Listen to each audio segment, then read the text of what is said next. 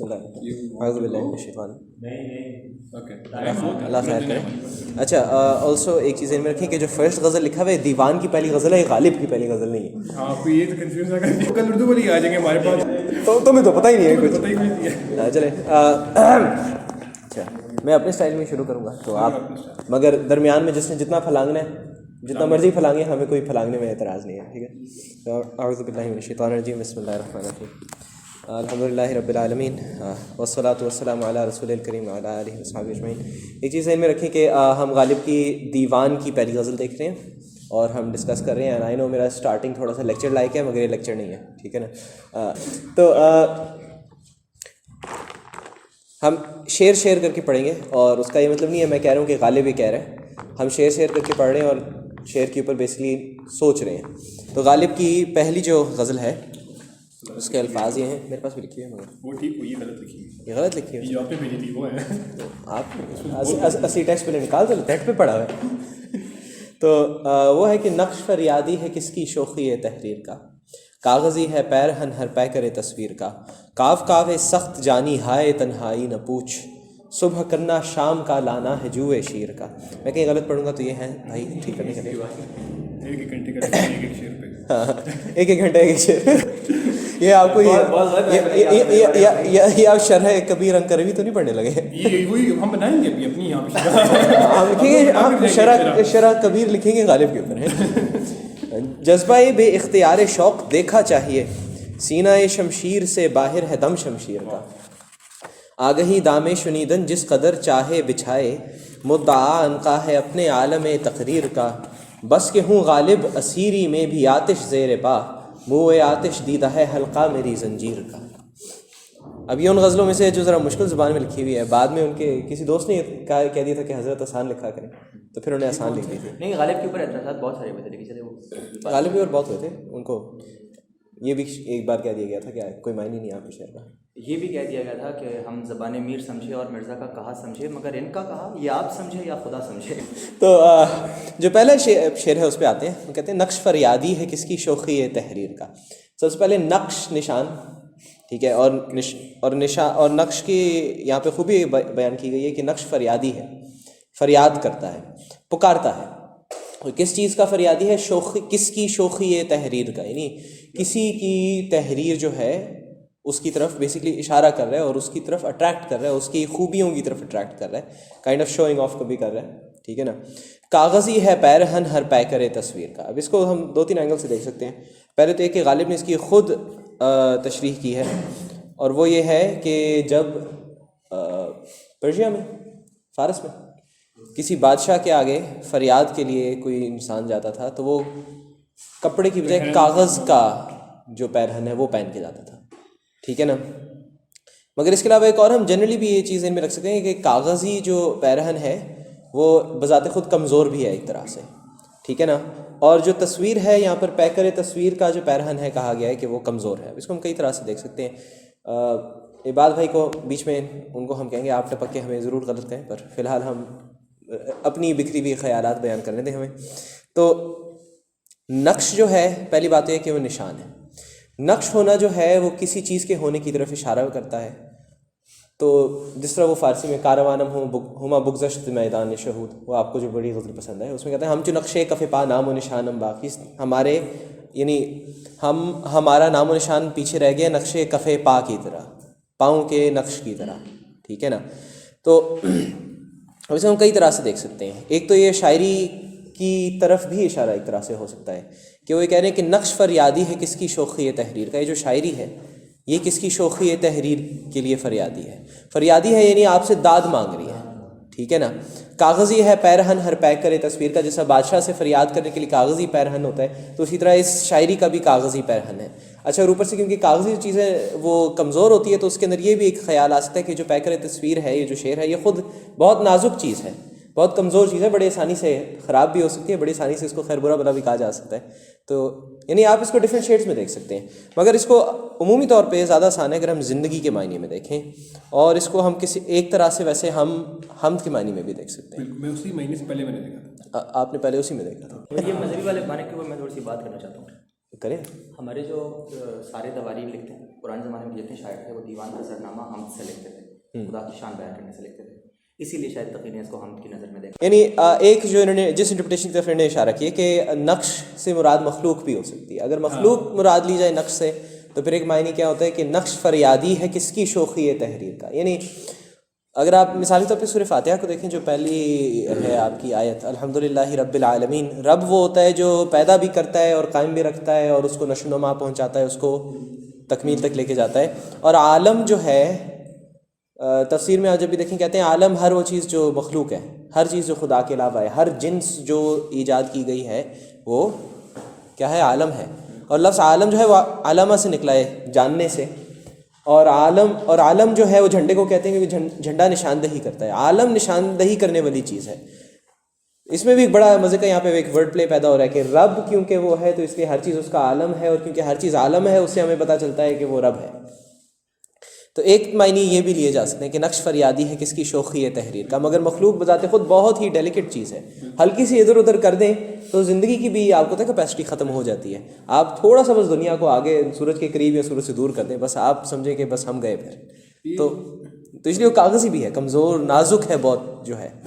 یہ جو اس میں ہے نا نقش فریادی ہے کس کی شوخی تحریر کا, شوخی تحریر اور فریادی سے تو مطلب انسان کو اوور آل بھی ہم دیکھے جائے نا وہ فریادی کے طور پہ ہی دیکھتے ہیں. تو ایک یہ آئیڈیا جس سے مجھے ہم کی طرف لے کر گیا. دوسرا یہ ہے کہ شوخی تحریر کس کی, مطلب کس کی یہ ہم لوگ تحریر کو جاننا چاہ رہے ہیں نا, کہ بھی کریشن بھی ایک تحریر کی طرح مجھے لگا کہ اس سے. ویسے یہاں پہ ہم مخلوق کو جب دیکھتے ہیں, ابھی تو ہم جیسا خالق کے اس میں دیکھتے ہیں, ویسے میرے خیال سے تھوڑا سا پڑھنے والے کے ایٹیٹیوڈ پہ بھی ڈپینڈ کرتا ہے. اگر خالق کی طرف نہ بھی لے کے جائیں اس میں بھی ایک انٹرسٹنگ اینگل پیدا ہوتی ہے کہ اگر وہ فریادی ہے, ٹھیک ہے نا, وہ جس طرح وہ رومی کہتے ہیں کزن استان تامرا ببریدان نز نفیر مرد زن نالیدان, کہ جب سے مجھے وہ بانس کے تنے سے نیستان سے علیحدہ کیا تب سے, بانسری کہتی ہے کہ تب سے میں میرا رونا میری پکار جو ہے وہ ہر مرد اور عورت کو رلا رہی ہے. تو ایک طرح سے یوں بھی دیکھ سکتے ہیں کہ کاغذی پیرہن ہے, اس میں فنا ہے اور فنا کی طرف جا رہے ہیں, مگر وہ بقا چاہ رہی ہے, اپنی طرف توجہ کھینچ رہی ہے. یہ بھی ایک انٹرسٹنگ چیز ہے کہ مخلوق اپنی طرف توجہ ہر وقت کھینچتی رہتی ہے, اپنے لیے بھی فریادی ہے, مگر اصل میں وہ فریادی اپنے لیے نہیں ہے, اصل میں فریادی اس کے لیے. تو جو دل کی آنکھ سے دیکھنے والا ہے وہ اس کو دیکھ کے خدا کی طرف پہنچ جاتا ہے, اور جو دل کی آنکھ سے نہیں دیکھنے والا ہے وہ اس کو دیکھ کے اسی کے اندر گم ہو جاتا ہے. اب اگر یہ اب غالب تو نہیں کہہ رہا, مگر غالب کو پڑھتے ہوئے یہ ہم کہہ رہے ہیں ہمیں بتانا پڑے گا. یعنی ایک چیز ذہن میں رکھیں, انٹرسٹنگ چیز یہ ہے کہ جب بھی آپ شعر کو بیٹھ کے ڈسکس کر رہے ہوتے ہیں تو شعر کے معنی سے نکل کے پھر اس سے ادھر ادھر اکثر گھوما جاتا ہے, ٹھیک ہے نا. یہ بات بھائی بڑا کرتے ہیں, اب ذرا خاموش ہو گئے, وہ کہہ رہے ہیں میں نے بڑا بول لیا, وہ آخر میں کہیں گے بس جو کچھ آپ نے کہا سب غلط کہا ہے, نام کہہ رہے ہیں. اچھا ویسے اگر ہم چاہیں, ابھی تو ہم مخلوق کے معنی میں لے کے گئے پہلے, پھر مخلوق کے معنی میں ایک سائڈ تھاٹ بھی کر لی, شعر کے معنی میں لے گئے. جب میں نے اس کو پڑھا تھا تو میں نے مخلوق اور شعر کے علاوہ اس کو زندگی کے معنی میں بھی لے کے گیا تھا, اور وہ خیال مجھے یوں آیا تھا کہ جو ہماری یہ اسلامک سائیکولوجیکل سائنس ہے تصوف میں, اس کے اندر ہم جو نفس ہے نا انسان کا, اس کو یوں دیکھتے ہیں کہ انسان کی زندگی جو ہے جیسے جیسے ایوالو ہو رہی ہے اس کا نفس ایک طرح سے ڈیولپ ہو رہا ہے. اگر آپ اس کو ٹیپسٹری کے معنی میں لیں, آپ کی زندگی کی ٹیپسٹری ہر لمحے بن رہی ہے, اور آپ جو ایکشن کرتے ہیں وہ اس میں ایڈ ہوتا جا رہا ہے. تو وہ اس ایک طرح سے اس لیے جب آپ قیامت کے دن جائیں گے تو جب آپ جج کیے جائیں گے, جو آپ نے پوری ٹیپسٹری بنائی ہے اپنی زندگی میں وہ جج ہو رہی ہے, جو آپ نے پوری تصویر بنائی ہے وہ جج ہو رہی ہے. اور جو وہ تصویر ہے, جو نقش ہے, جو نشان ہے, وہ ایک طرح سے وہ ایکٹ ہے اور وہ سوچ ہے, وہ بلیف ہے جو آپ نے اس کے اندر ایڈ کر دی ہے, اور وہ کس کی شوخی تحریر کا فریادی ہے. یعنی وہ آپ کی جو پرسنالٹی ڈیولپ ہو رہی ہے, جو پکچر آپ کی پوری بن رہی ہے, وہ اس کا فریادی ہے. اور وہ پکچر اٹ سیلف مگر کمزور بھی ہے, کیونکہ وہ بالکل بے معنی ہے آخر میں. ہماری طرح ہے, ہم کیا ہیں, یعنی ہم لفظ کن کا ترجمہ ہے نا ایک, ہم بذات خود تو کچھ نہیں ہے, نہ ہم قائم رہ سکتے ہیں, ہمیں وہ قائم رکھتا ہے, وہ قائم نہ رکھے تو ہم کہاں قائم رہ سکتے ہیں, ہمارے وجود کی حیثیت ہی کیا ہے. تو ایک اس اینگل سے بھی ہم دیکھ سکتے ہیں. یہ ویسے 3 مین اینگلس ہیں جو میں نے اس میں دیکھا. ہاں کوئی کسی کو اپنا کوئی خیال ہے ضرور, کوئی کہنا چاہتا ہے یار یہ نقش ان میں سے کچھ بھی نہیں ہے, اصل میں وہ بیچ پہ واکنگ کر رہا تھا وہ نقش پڑ گیا تھا. میں کروں گا نہیں, جو اس میں لفظ ہے نا شوخی شوخی. ہاں اس کو آپ کیسے انگلش میں ٹرانسلیٹ کریں گے؟ اور یہ اس کا آپریٹو ورڈ ہے. میرے خیال سے شوخی کو کافی مشکل ہوگا. مشکل ہوگا نا, تو یہی اصل مسئلہ ہے. تحریر کی شوخی کیا شے ہوتی ہے؟ ہاں یہ ہم اردو میں ہی کہہ سکتے ہیں. انگلش میں آپ زیادہ سے زیادہ کیا کہتے ہیں؟ کاکٹری کہتے ہیں. کاکٹری کے مگر وہ معنی نہیں ہوتے, لائک سملر معنی ہے مگر وہ شیڈ ہے نہیں. یہ ایک بہت بڑا مسئلہ آپ کو لفظ بڑا اچھا سوچا ہے. اب آپ کو طنز سمجھ میں آیا؟ ویسے ابھی بھی نہیں سمجھ. اب یہ ہمیں بعد میں آرام سمجھائیں گے.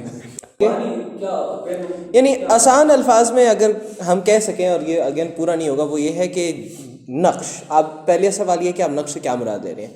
ہم نے ایک تو مراد شعر لے لیا تھا, ایک مراد ہم نے مخلوق لے لی تھی, ایک مراد ہم نے آپ کی زندگی کے اندر آپ کے ایکشنز وغیرہ جو آپ کو ڈیفائن کر رہے ہیں وہ لے لیے تھے, ٹھیک ہے نا. آئی مین آپ کی ریپوٹیشن بھی اسی پہ بیس ہوتی ہے, جو آپ نے دوسروں کے دلوں پہ نقش چھوڑے ہیں اسی پہ ہی بیس ہوتی ہے.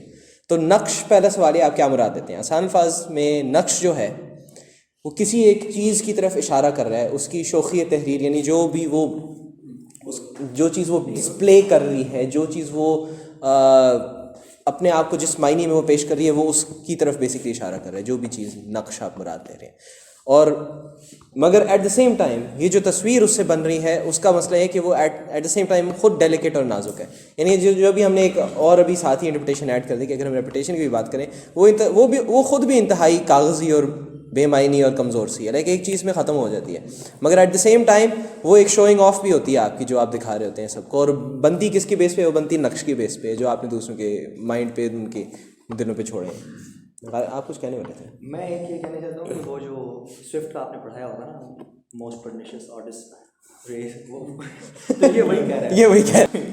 لیکن میں یہ کہنا چاہتا تھا کہ یہ جو انہوں نے پوچھا ہے کہ ایک لائن میں ایکسپلین کریں, بھائی شاعری کی کوئی ریڈکٹیو انٹرپریٹیشن اچھی چیز نہیں ہے. شاعری ہوتی کیا ہے؟ یعنی ابھی جیسا ابھی کہا نا کہ نقش سے آپ جو بھی مراد لیں گے اس سے معنی بدلتا جائے گا. آسان الفاظ میں یہ کہ ایک بار آپ کو سمجھ آ گیا کہ مشکل الفاظ کیا ہیں, اب آپ اس شعر کو سمجھ سکتے ہیں اور اس کو پھر آپ جہاں اپلائی کر سکتے ہیں, وہ آپ کر, اور پھر آپ جانے اور غالب جانے. پھر آپ کہنا کہ ہم سے پوچھو کہ غزل کیا ہے, غزل کا فن کیا, چند لفظوں میں کوئی آگ بھری ہو جیسے, تو ہر لفظ کے بہت بہت معنی ہیں. اب وہی نا, نقش آپ جس چیز پہ اپلائی کرتے جائیں گے اس شعر کے وہ معنی بھی بنتے جائیں گے. اب اس لیے اکثر کہتے ہیں کہ جو انٹرپریٹیشن ہے اس سے آپ کو انٹرپریٹر کی زیادہ پتہ چلتی ہے اور شاعر کی کم پتہ چلتی ہے. اچھا اگلے شعر پہ آتے ہیں. کو دیکھیں تو کیا ہم یہ کہہ سکتے ہیں کہ اس شعر میں وہ ایک بار پھر خدا کو دیکھ کر رہے ہیں سارے گندوں کی بنانے کی جائے ہو بھی سکتا ہے کر رہا ہو, اور یہ بھی ہو سکتا ہے تعریف کر رہا ہو. آپ کی اینگل پہ ڈپینڈ کرتا ہے. اگر آپ کاغذی کو اور شوخی کو نیگیٹو لیتے ہیں تو طنز کر رہے ہیں, اور اگر آپ کاغذی اور شوخی کو پازیٹیو لے رہے ہیں تو حمد کر رہے ہیں. کاغذی کو کیسے, وہ تو فنا ہے, وہ تو فنا ہے نہیں تو فنا ہے تو ہے, فنا ہے تو ہے, فنا ہے تو ہے. اگر یہ طنز تب ہوگا اگر آپ کہیں گے فنا ہے اور میں چاہتا ہوں نہیں ہو, اور اگر آپ کہیں گے کہ بھائی فنا ہے, فنا بھی خوبی ہے, یہ اس کی خوبی ہے کہ اس نے ایسی چیز بنا دی ہے کہ جو فانی بھی ہے مگر ایٹ دا سیم ٹائم وہ فریادی بھی ہے, اور اس کی طرف اشارہ بھی کرتی ہے. اگر آپ کو یہ چیز پازیٹیو لگتی ہے تو یہ میں نے کہا یہ اسی میں طنز دیکھ رہے ہیں, میں اسی کے اندر ہم دیکھ رہا ہوں. یار غالب کہتے ہیں کہ ہم کو معلوم ہے جنت کی حقیقت, لیکن یہ خیال اچھا. چلیں آگے چلتے ہیں, اس سے پہلے کہ اب اگلے ٹیچر آئیں اور کہیں کہ بھی آپ میری کلاس کھا رہے ہو. ویسے بڑا ٹائم ہے, کوئی نہیں کہتا, میں بہت ٹائم ہے, ہم جتنا مرضی ایکسٹرا ٹائم لیں. اچھا سر. تو خیر اگلے شعر میں کہتا ہے کاو کاوے سخت جانی ہائے تنہائی نہ پوچھ. اچھا اس کے اندر اس شعر میں ورڈ پلے ہے. اس کو اب اس مصرے کو دو طرح پڑھ سکتے ہیں, مگر پہلے ہم مشکل الفاظ پہ آتے ہیں, پھر ہم دو طرح پہ آتے ہیں, ٹھیک ہے نا. کاف کاف کہتے ہیں کھودنے کو, کاف کہتے ہیں کھودنے کو, ٹھیک ہے نا. کاف کاف کاف دو بار کر دیا, اس میں اسٹریس پیک بن گیا, کھودنا کھودنا آپ کہتے ہیں. نہیں ایک کاف جو ہے نا وہ کاوش ہے, کاوش اور وہی نہیں میں اختلاف رکھتا ہوں. اچھا دیکھیں کاوش جو ہے نا, یہ جو شین آپ لگاتے ہیں لفظوں کے آگے تو خواہ سے خواہش بن جاتا ہے, کاف سے کاوش بن جاتا ہے. کاوش مطلب اس کی کاف, مطلب یہ گرامیٹیکل یونٹ چینج ہو جاتا ہے. ایک ناؤن ہے اور دوسرا کیا ہے, دوسرا ورب ہے. خواہ جو ہے وہ ناؤن ہے, خواہش کرنا وہ ورب بن جاتا ہے. تو یہ کاف جو ہے یہ ناؤن ہے, ورب نہیں ہے. تو کاوے سخت جانی یعنی کھودنے کی مشقت کرنا, خواہش کرنا. یس. تو کاف کاف یعنی اس میں کھودنے کے معنی بھی آ سکتے ہیں, خلش کے معنی آ سکتے ہیں, محنت کے معنی, یہ سارے جمع ہو جاتے ہیں, ٹھیک ہے نا. یعنی کھودنے کی محنت جس اور نے کہا ہے. اچھا دوسرا کہتے ہیں سخت جانی ہائے تنہائی نہ پوچھ. سخت جانی تو سخت جانی ہوگی, ٹھیک ہے نا. اچھا مگر اس کے اندر میں نے نوٹ کیا تھا, اس کو ہم دو طرح دیکھ سکتے ہیں. یا تو ہم کہہ سکتے ہیں کہ سخت جانی ہائے تنہائی نہ پوچھ, یا ہم کہہ سکتے ہیں سخت جانی ہائے تنہائی نہ پوچھ. یعنی ایک معنی یہ ہو سکتا ہے ہم کہہ رہے ہیں کاو کاوے سخت جانی. سخت جانی کے اندر یہ جو کھودنا اور محنت یہ سارا وہ آ گیا. اور پھر کہتے ہیں ہائے ایموشنل ایکسپریشن ہو گئی. اور پھر کہتے ہیں تنہائی نہ پوچھ. مگر ہم یوں بھی کہہ سکتے ہیں سخت جانی ہائے تنہائی نہ پوچھ. ہا جو ہے فارسی میں پلورل کے لیے یوز ہوتا ہے. اس طرح سے اگر ہم پڑھیں تو اس کا معنی یہ بن جائے گا کہ تنہائی کی سخت جانیاں جو ہیں ان کا نہ پوچھ. دنیا کے اندر جو سخت چل رہا ہے سخت جانی یعنی وہ ایک فارسی میں ہے نا وہ جو آپ دور مز وصال ہے تو زندگی چکار آیت تمہارے وصال سے میں دور ہو گیا ہوں زندگی کا کیا فائدہ جان بلب نمی آیت انچ سخت جانی ہست کہ مگر میری جان لبوں تک نہیں آئی. یہ کیسی سخت جانی ہے میری کیسی سخت جانی ہے ویسے سخت جانی ہاست پلورل میں کہ کیسی سخت جانی ہے. اس کے وصال سے ہم دور ہو گئے ہیں. زندگی کا مقصد ختم ہو گیا موت نہیں آتی. سخت جانی اس معنی میں ہو گیا. اور یہ وہی ہم نے اردو میں ٹیکسٹ آپ کو سنایا تھا کہتے ہیں میں مرا نہیں بس پتہ نہیں اسی لیے نہیں مرا. وہ دوسرا شعر بھی سنا تھا نا عالم جوانی ہاست وہ گہ سنم گہ سبو زنم برسنگ گہ بپائے خم افتم ساقیہ مرنج از من عالم جوانی ہاست. یہ انہیں اپنی مرضی کے لیے یہ صرف انجوائمنٹ کے لیے سنا ہے. تو خیر یعنی اب ایک معنی یہ پاسبل ہے کہ ہم کہتے ہیں سخت کاو کاوے سخت جانی یعنی سخت جانی اور اس کے اندر جو محنت مشقت جو خلش آ جاتی ہے وہ ایک ساتھ کی کاو کاوے سخت جانی ہائے تنہائی نہ پوچھ. ایک معنی کیا ہوا کہ مسئلہ کیا ہے کہ جان بہت سخت ہے مرتے نہیں ہیں محنت مشقت ہے خلش ہے کھودنا ہے کیا کریں یار تنہائی کا عالم نہ پوچھو اس کی وجہ سے. دنیا کے اندر بھی ہر قسم کی آ سکتی ہے. دنیا بھی ہو سکتی ہے ہر چیز ہو سکتی ہے. آپ اس کو دنیا کے معنی میں پرسنل ہو سکتی ہیں سائیکولوجیکل ہو سکتی ہیں. اسٹرگل ہے بیسکلی اسٹرگل اور اسٹرگل زیادہ اسٹرانگ ہو جاتی ہے اس وجہ سے کہ یار مرتے بھی نہیں ہیں اوپر سے. تو ایک پاسبل معنی ہو سکتا ہے ہم کہہ سکتے ہیں کاف کاوے سخت جانی ہائے تنہائی نہ پوچھ. دوسرا معنی ہو سکتا ہے کہ یہ ایک سخت جانی ہائے تنہائی نہ پوچھ. اس میں کے اندر کیا ہو جائے گا کہ وہ کہہ رہا ہے کاو کاوے سخت جانی ہائے تنہائی نہ پوچھ یعنی کہہ رہے ہیں کہ تنہائی کی سخت جانی جو ہے اس کو کھودنے کا عالم نہ پوچھو کہ محنت کریں کہ یہ ختم ہو جائے مگر سخت جانی کی جو تنہائی ہے وہ تنہائی نہیں ختم ہو رہی. سو یہ دو پاسبلٹیز ہیں. ایک معنی کیا ہے کہ جان نہیں جاتی اس کو تنگ آ گئے ہیں تنہائی ہو گئی ہے اس کی وجہ سے. اور ایک معنی کیا بنتے ہیں کہ یار تنہائی کی سخت جانی کو ختم کرنے کا عالم نہ پوچھو وہ ختم ہی نہیں ہوتی. اور اس کے اوپر تھوڑی سی انٹرپریٹیشن کے اندر بھی چلے جائیں. آپ نے سوال پوچھا تھا سر اس میں دیکھیں ایک تو اس کے انٹرنل میکینکس اور ڈائنامکس بہت اچھے ہیں. یہ جو کاوے ہے نا کھودنا وودنا اور اوپر سے دوسرے مصرے میں نہر کھودنا آہو تو یہ وہ میرے خیال سے پہلے ایک ساتھ رکھ لیتے ہیں پھر انٹرپریٹ کر لیتے ہیں کیا خیال ہے. ہاں وہ کہتے ہیں کہ صبح کرنا شام کا لانا ہے جوئے شیر کا. اچھا ویسے اکثر لوگ اس کو نا صرف محاورہ بیان کرتے ہیں کہ جوئے شیر لانا جو ہے اس کا مطلب ہے بہت محنت کرنا بہت مشکل کرنا بہت مشکل ہونا. صبح کرنا شام کا خاص کر کیونکہ شام میں تنہائی زیادہ ہوتی ہے تو اس سے وہ بھی اسٹریس ہو جاتا ہے تنہائی پہ. آپ اسے جوڑ سکتے ہیں اگر چاہیں مگر اس کے اندر جو اصل میں ریفرنس ہے نا یہ جو جوئے شیر ہے اس کا لفظی معنی بنتا ہے دودھ کی نہر. دودھ کی نہر وہ کہتے ہیں کہ اپنا فرہاد نے غالباً شیریں کے لیے جو کھودی تھی نا وہ اس نے پہاڑ کھود کے اس کے اندر سے وہ نہر لایا تھا اور وہ دیکھنے میں اس اینگل سے ہوتی تھی کہ جب سورج نکلتا تھا تو وہ لگتا تھا سفید ہے دودھ کی نہر ہے. تو صبح کرنا شام کا لانا ہے جوئے شیر کا. اب اس کو یہ اس نے ایک امیج رکھی ہے کہ شام کو صبح کرنا ایسے ہے کہ جیسے اسی طرح پہاڑ کھود کے اندر سے آپ وہ دودھ کی نہر لائیں. اور اس کو اس نے جوڑا ہے کس سے کاو کاوے سخت جانی ہائے تنہائی نہ پوچھ. اور یہاں پہ کاو اس نے اس لیے بھی زیادہ یوز کیا کہ اس میں کھودنے کے ویسے بھی معنی ہے کارونگ سمجھ رہے ہیں. تو صبح کرنا شام کا لانا ہے جوئے شیر کا. اور اوپر جو یہ پہلے یہ بھی ایک ورڈ پلے ہے دونوں چیزیں آپس میں مل رہی ہیں ٹھیک ہے. اور پھر کاو کاوے سخت جانی والی لائن کے میں پہلے ہی بتا دیا ایسی ورڈ پلے کہ دو معنی پاسبل ہے. یہاں تنہائی بہت سخت ہے ختم نہیں ہوتی یا جان اتنی سخت ہے کہ اور اس کے اندر جو مصیبتیں مشقتیں ہیں ان کی وجہ سے تنہائی بڑھتی ہے. یہ دو معنی پاسبل ہے. اچھا آپ جو انٹرپریٹیشن اب لا رہے تھے.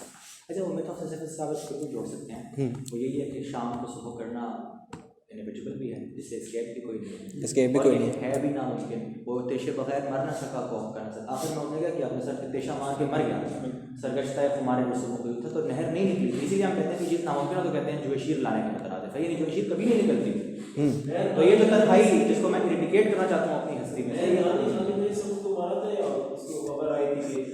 آخر میں وہی ہوتا ہے کہ اب آپ کو شعر کی ڈفرینٹ شیڈز جس میں اس میں جس طرح سے ورڈز چل رہے ہیں نا وہ اب سمجھ آ گئے ہیں، تو اب آپ اس شعر کو بار بار پڑھ کے اس کے اندر سے اپنے اب انڈرسٹینڈنگس نکال سکتے ہیں. آپ اس کو واقعی میں سسیفس سے جوڑ سکتے ہیں. سسیفس بھی یہی ہے نا، کر کے اوپر پہاڑ پہ پتھر چڑھاتا ہے، پتھر نیچے آ جاتا ہے، پھر وہی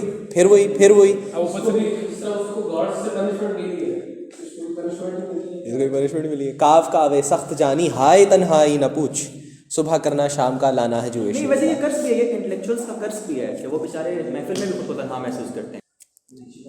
آگے چلیں. کسی اور نے کوئی بات ڈالنی ہے یار؟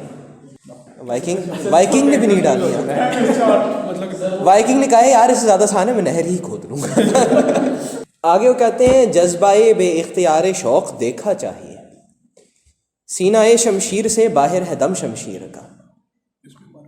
اس میں تو تقی کو مزہ آئے گا. جذبۂ بے اختیار شوق دیکھا چاہیے، یہ والا تو لائن آسان ہے. جذبہ جو ہے شوق کا اس کو وہ دیکھنے کے قابل ہے اور وہ بے اختیار ہے، آپ اس کو کنٹرول نہیں کر سکتے. ٹھیک ہے نا. جذبۂ بے اختیار شوق دیکھا چاہیے، سینہ شمشیر سے باہر ہے دم شمشیر کا. اچھا اس کے اندر چیز ذہن میں رکھیں کہ دم سانس کو کہتے ہیں. ٹھیک ہے نا.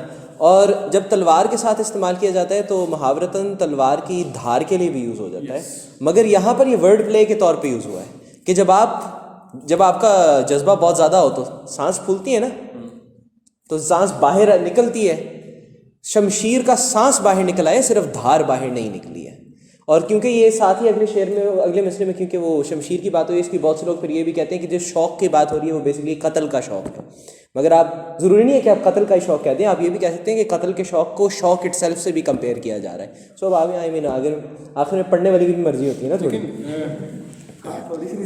بہت ساری ہوتی ہے، وہ سارا کچھ وہی تو کر رہا ہوتا ہے. چلیں ابھی سن لیا. تو یہ کہہ رہے ہیں کہ اس میں پیرلزم ڈرا کر رہے ہیں کہ اگر آپ نے کسی کے شوق کی وسعت کا اندازہ لگانا ہے یا اس کی شدت کا اندازہ لگانا ہے تو اس کے، اور وہ بھی اصلی والا شوق، کیونکہ اصلی شوق بے اختیار ہو جاتا ہے. اس کی مینیفیسٹیشن کی بے اختیاری کو دیکھنا چاہیے. جو عاشق آدمی ہے اس بیچارے مطلب اس کو ہوش نہیں رہتی، اگر اسے ہوش رہتی ہے تو وہ عاشق نہیں ہے، کیونکہ سینہ شمشیر سے باہر ہے دم شمشیر کا. شمشیر کی بات کرنے کی ضرورت ہی نہیں ہے، لاشوں جو پشتوں کے پشتے لگے ہوئے ہیں وہ خود بتا رہے ہیں کہ شمشیر تھی اور چلی بھی ہے.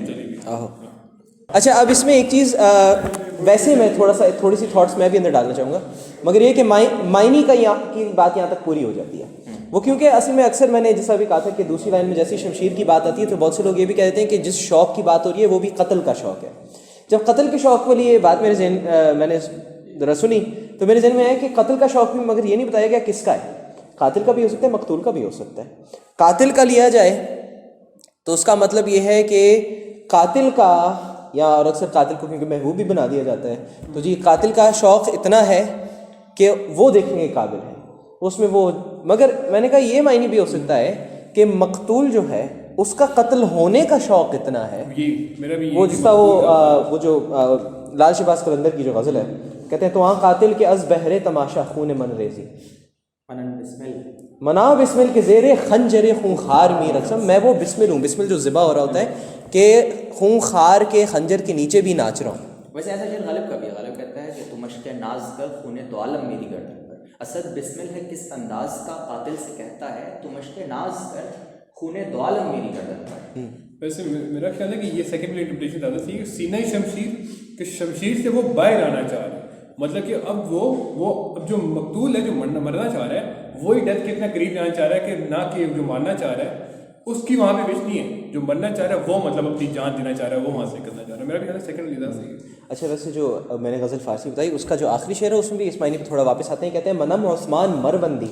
اچھا یہ اکثر غلط بول دیا جاتا ہے، اکثر قوال حضرات میں منم عثمان ہارونی بول دیتے ہیں، مروندی ہے. لال شہباز قلندر کی غزل ہے. یہ کہتے ہیں منم عثمان مروندی کہ یار شیخ منصورم. میں عثمان مروندی ہوں کہ میں شیخ منصور حلاج کا میں یار ہوں. ملامت می کند خلقی، خلق لوگ ملامت کرتے ہیں، وہ من بردار می رقصم میں پھانسی پہ ناچتا ہوں. ویسے اپنے حلاج کا بھی ایک شعر ہے اس معنی میں. ویسے اس میں غالب کا بھی ایک ہے، پہلے وہ سن لیں کہ آج وہاں تیغوں کفن باندھے ہوئے جاتا ہوں عذر میرے قتل کرنے میں وہ اب لائیں گے کیا؟ تو مرنے کے شوق کی وجہ سے وہ جائے گا. ویسے مجھے یاد نہیں آ رہا بیدم وارسی کا بھی تھوڑا اس معنی میں ایک ہے کہ کفن پہن کے آتا اب سارے لوگ چلے گئے، میرے خیال ہے کہ اسپیکنگ کا بس ہم آپس میں لگے رہیں گے. انہیں ویسے ہی کہا کہ یار یہ تو مشکل ہوتا جا رہا ہے. اب لوگ اب مقتول کو شوق ہو گیا مرنے کا، یار میں جا رہا ہوں اس سے پہلے کہ میری باری آ جائے. ان کو مرنے کا شوق ہے، کلاسز کا شوق تھا. میں اچھا میں بتا رہا تھا منصور حلاج کا بھی ایک شعر ہے عربی میں، ویسے ان کی غزلیں ہیں پراپر، جس کو بعد میں رومی نے اپنے دیوان میں کوٹ کر کے اس کے آگے فارسی میں غزل لکھی ہے. وہ کہتے ہیں اقتلونی یا ثقاتی ان فی قتلی حیاتی. کہتے ہیں اے میرے لوگوں مجھے مار دو، میری موت میں میری زندگی ہے. وہ حیاتی فی مماتی و مماتی فی حیاتی، میری زندگی میں میری موت ہے، میری موت میں میری زندگی ہے. لنگوسٹکس کا فیصلہ درست تھا. ویسے اب جو سیکنڈ لاسٹ شعر ہے نا وہ بعد نے ریفرنس کیا تھا. وہ کہتے ہیں کہ آگہی دامے شنیدن جس قدر چاہے بچھائے، مدعا انقا ہے اپنے عالم تقریر کا. ایک تو غالب ویسے اس غزل میں اتنی مشکل الفاظ استعمال کرتے ہیں، بندہ پہلے تو یہ سوچتا رہتا ہے کہ کہنا کیا چاہ رہا ہے، کہنا کیا چاہتے ہیں. غالب کو ان کی زندگی میں دوسرے شاعر تک کہہ گئے تھے یہ. شروع میں کوئی بھی جو پہلے ان جب گئے دربار میں بادشاہ گئے انہوں نے شاعری شروع کی، سب ان کا منہ دیکھ رہے ہیں کیا کر رہے ہیں. حالانکہ بادشاہ بھی بہادر شاہ ظفر بھی ان کا منہ دیکھ رہا تھا کر کے بول کیا رہے ہیں نہیں. اور حالانکہ بہادر شاہ ظفر خود بہت بڑا شاعر، بہت بڑا شاعر ہے اور ان کو نہیں سمجھے ان کی شاعری. یہ ان کے ایک دوست نے ان کو کہا تھا کہ آپ ذرا آسان لکھا کریں، سمجھ بھی آنی چاہیے کہ آپ کیا کہہ رہے ہیں.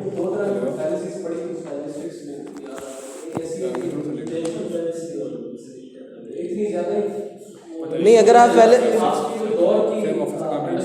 ہاں نہیں غالب نے بعد میں اس لیے ان کے دوست ان کو اسپیسیفکلی کہا تھا کہ بھائی آپ آسان لکھا کریں، ہمیں آپ جتنے الفاظ نہیں آتے. اور سوچیں جب بڑے بڑے شاعروں کو نہیں آتے تھے تو ہمارا کیا حال ہے. ویسے یہ بھی سمجھنا ہے کہ زبان ڈیولپمنٹل اسٹیجز میں، ہاں زبان بھی یہ ویسے صحیح کہہ رہے ہیں ڈیولپمنٹل اسٹیجز میں تھی. تو جس وقت زبان ڈیولپمنٹل اسٹیجز میں ہوتی ہے کچھ لوگ ہوتے ہیں پھر بہت اونچا اور پھر کچھ بہت نیچا ایسا کر کے. خیر تو آگہی آپ جانتے ہیں شعور کو کہتے ہیں، عقل کو کہتے ہیں، علم کو کہتے ہیں، سمجھنے کو کہتے ہیں. دام جال کو کہتے ہیں، دام جال کو کہتے ہیں. شنیدن سننا سمجھنا، لفظی معنی سننا مگر سمجھنے کے معنی میں بھی جا سکتا ہے. دام شنیدن کیا ہوا؟ سمجھ کا جال. آگہی دام شنیدن جس قدر چاہے بچھائے، یعنی آگہی آپ کی عقل آپ کی سمجھ جتنا مرضی سمجھنے کا جو جال ہے بچھائے. مدعا مطلوب کو کہتے ہیں یا مفہوم کو کہتے ہیں. لفظی معنی مطلوب ہے جس چیز کی آپ جس مدعا، دعا کا بھی مدعا ہوتا ہے نا، ٹھیک ہے نا. تو وہ کہتا ہے کہ مدعا عنقا ہے اپنے عالم تقریر کا. عنقا اگر آپ لفظی معنی میں جائیں تو ایک فرضی پرندہ ہے، ایک خیالی پرندہ ہے، جیسا سی مرغ ہے اس کے اندر منطق الطیر میں، ٹھیک ہے نا. عنقا ایک فرضی پرندہ ہے مگر اصطلاحاً معدوم، ناپید، گم چیز کے معنی میں بھی ہو سکتی ہے. یعنی مدعا عنقا ہے، معنی گم گیا ہے. آگہی دام شنیدن جس قدر چاہے بچھائے، جتنا مرضی آگہی کوشش کرے کہ میں معنی پکڑ لوں. مدعا عنقا ہے اپنے عالم تقریر کا. ہماری جو بات چیت ہے، جو ہم گفتگو کر رہے ہیں، جو میں بول رہا ہوں، اس کا معنی جو ہے نا وہ عنقا ہے، وہ پکڑے جانے والی چیز نہیں ہے، وہ گم گئی ہے. اس کو آپ کئی معنوں میں لے کے جا سکتے ہیں. ایک تو آپ شاعر خود کہہ رہے ہیں یار تم تو مجھے سمجھ ہی نہیں سکتے، یا دونوں کو کہہ رہے ہیں، یا شاعر ہمیں پاگل کہہ رہے ہیں، یا اپنے آپ کو کہہ رہے ہیں، یا سب کو اپنے، یا ہم دونوں کو کہہ رہے ہیں. پاگل ہو جاؤ. اس میں ایک لنگوسٹکس کے حوالے سے بھی کمی ہے. آگہی، آگاہ کیا ہوتا ہے؟ آگہی جو ہے وہ آگاہ وہ شخص ہوتا ہے جس کے پاس آگہی ہوتی ہے. تو آگہی جوہر علم ہے، آگہی علم کا جوہر ہے. وہ کہہ رہا ہے کہ علم کا جوہر بھی اگر سمجھنے کی کوشش کرے تو یہ جو خرافات ہم بک رہے ہیں اس کے اندر معنی ناپید ہے، معنی اس کے اندر نہیں ہے، گفتگو کے اندر معنی نہیں ہے، معنی ذہن کے اندر ہے، سننے والے کے پاس ہے. تو اگر سننے والا بیوقوف ہے تو آپ جو مرضی علم و فضل کے دریا بہا جائیں آپ کو سمجھ کچھ نہیں آتی. یہ شکایت رومی نے بھی کی تھی. کہتے ہیں ہر کسی زن خود شد یار من، ہر کوئی اپنے زن کہتے ہیں اپنی سوچ، اپنا فرضی سوچ، اس کے مطابق میرا دوست بنا پھرتا ہے. وز درون من نجست اسرار من، میرے اندر سے تو میرے راز تک نہیں نکالے اس نے. اور یہ ویسے تو ہم شعر الگ بول رہے ہیں، وہ یہ روح کی معنی میں کہتے ہیں کہ روح کہتی ہے ہر کوئی اپنی سمجھ کے مطابق، اپنے خیال کے مطابق میرا دوست بنا پھرتا ہے. مجھ سے میرا راز تو کوئی پوچھتا نہیں ہے کہ میں خدا کے پاس سے آئی ہوں، میں کیوں روتی ہوں. ہر کوئی جی کسی کو گاڑی چاہیے، کسی کو گھر چاہیے، جی کسی کو شعر چاہیے، کسی کو شاعر چاہیے، کسی کو کچھ چاہیے، پر کوئی مجھ سے یہ تو نہیں پوچھتا کہ بھائی تمہیں کیا چاہیے. کسی کو چھوٹی چھوٹی خبریں چاہیے، کسی کو چھوٹی چھوٹی خبریں چاہیے. تو پہلے معنی جیسا انہوں نے کہا کہ وہ کہہ رہے ہیں کہ بھائی دوسرا بیوقوف ہو. ویسے اس کو شاعری اور نقادی کے معنی میں بھی لے کے جا سکتے ہیں. نقاد حضرات جو یہ جو بیٹھ کے لکھتے رہتے ہیں, اس شعر میں شاعر کہتا ہے تو شاعر کے اپنا سر پکڑ کے کہتا ہے یار میں یہ نہیں کہتا, آگے ہی نام چنی جس کا چاہے میں چاہے. نقاد حضرات کو چاہیے کہ وہ خود ہی ذرا تھوڑی شرم کر کے مگر ویسے عقل کے معنی میں بھی ہم لے کے جا سکتے ہیں کہ عقل جتنا مرضی چاہے, آخر میں مفہوم ایک فرضی شے ہے. اچھا ویسے ایک اور بھی اس کے معنی میں اگر ہم تھوڑا اور آگے جائیں تو ایک معنی یہ بھی ہو سکتا ہے کہ انسان ایک دوسرے کو بھی مکمل طور پہ نہیں سمجھ سکتے, کہ ہمارے درمیان ایک, آپ کو پتہ ہے نا, اکثر جو ایک قسم کی کمیونیکیشن گیپ رہتی ہے ہمیشہ, جتنا مرضی دوسرے کو قریب آ کے سمجھ بھی لو تو ایک کمیونیکیشن گیپ رہتی ہے. مگر اس کا یہ مطلب نہیں ہے کہ آپ پوسٹ ماڈرن ہو جائیں اور کہیں کہ معنی ایگزسٹ نہیں کرتا, چیزیں اعتباری ہیں, چیزیں اعتباری ہیں. اور آخر میں ہم اس کو خدا کی وحی, اور صرف وحی کی کتاب نہیں, کائنات بھی خدا کی جو ایک کتاب ہے اس میں بھی دیکھتے ہیں تو خدا کی نشانی تو ہے, مگر کون اس کو پڑھتا ہے کون نہیں پڑھتا, کون اس کو پڑھتا ہے کون نہیں پڑھتا. اور اگر وحی کی بھی بات کریں, کون ہے جو اس کو ہم کس حد تک کہہ سکتے ہیں کہ ہم نے اس کا پورا معنی لے لیا, اور ہم کس حد تک کہہ سکتے ہیں کہ وہ ہم نے اس کو دل سے پڑھ لیا. آخری اس کا شعر ہے, کہتا ہے بس کہ ہوں غالب اسیری میں بھی آتش زیر پا, منہ آتش دیدہ ہے حلقہ میری زنجیر کا. بس کے ہوں, بس کے جو ہے اس کے معنی بنتے ہیں کیونکہ, ایک طرح سے بس کے ہوں, مگر عام طور پہ جو بس کے ہے وہ والا بس کے بھی ہو سکتا ہے. بس کے ہوں غالب اسیری میں, اسیری کیا ہے, جیل میں ہونا یا مقبوض ہونا بیسکلی. بس کے ہوں غالب اسیری میں بھی آتش زیر پا, لفظی معنی پاؤں کے نیچے آگ ہونا, آتش زیر پا, مگر بے چینی کے معنی میں, بے تابی کے معنی میں بھی محاورتاً آ جائے گا. تو بس کے ہوں غالب اسیری میں بھی آتش زیر پا, کیونکہ غالب میں قید کی حالت میں بھی بے چینی بے تابی میں ہوں. ٹھیک ہے, اس کو بھی ہم دو معنی میں لے کے جا سکتے ہیں, مگر فی الحال بس لفظی معنی پہ زور دیں. منہ آتش دیدہ ہے, منہ کہتے ہیں کس کو, بال کو. منہ آتش دیدہ ہے, ایسا بال جو آگ کے اندر ہے. منہ آتش دیدہ ہے حلقہ میری زنجیر کا, میری زنجیر کا جو حلقہ ہے جس نے مجھے باندھ کے رکھا ہوا ہے وہ منہ آتش دیدہ ہے, وہ بال کی طرح ہے جو آگ میں ہے. اس کے اندر کچھ لوگ اس کی وجہ یہ بھی بیان کرتے ہیں کہ جب آپ بال کو آگ کے اندر گرم کریں نا وہ گول ہو جائے گا زنجیر کے حلقے کی طرح. مگر ایک چیز ذہن میں رکھیں کہ بال کمزور ہوتا ہے.